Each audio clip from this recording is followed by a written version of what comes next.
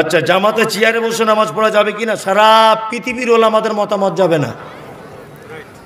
বড় বড় ওলামাদের মতামত চেয়ারে নামাজ পড়া যাবে না। তার 2-3টে কারণ।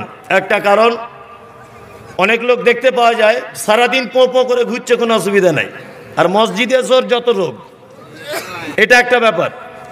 আর একটা ব্যাপার হচ্ছে কি, চেয়ারে বসলে একটু মানে দাম্ভিকতা, অহংকারিতা ভাব প্রকাশ পেতে পারে।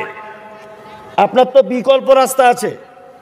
আল্লাহ রসুল বলেছেন, দাঁড়িয়ে থাকতে পারছেন না বসে পড়ুন, বসে থাকতে পারছেন না শুয়ে পড়ুন, শুয়ে পড়েও হাত তুলতে অসুবিধা হচ্ছে ইশারাতে পড়ুন।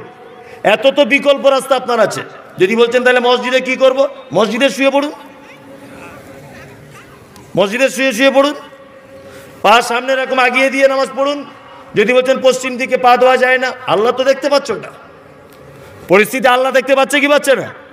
যে আপনি ইমাম বুখারী সহিহ বুখারীতে সর্বপ্রথম যে হাদিস নিয়ে এসেছেন সেটা হচ্ছে ইন্নামাল আমালু বিন্নিয়াত। প্রতিটা কর্মে মানুষের কিসের উপরে ডিপেন্ড করে? নিয়তের উপরে। তা আপনি যদি পা এরকম গোটাতে নাই বা পারেন, আপনি পা সোজা করি নামাজ আদায় করুন, আল্লাহ দেখতে পাচ্ছে বিষয়টা, কোনো অসুবিধা নেই।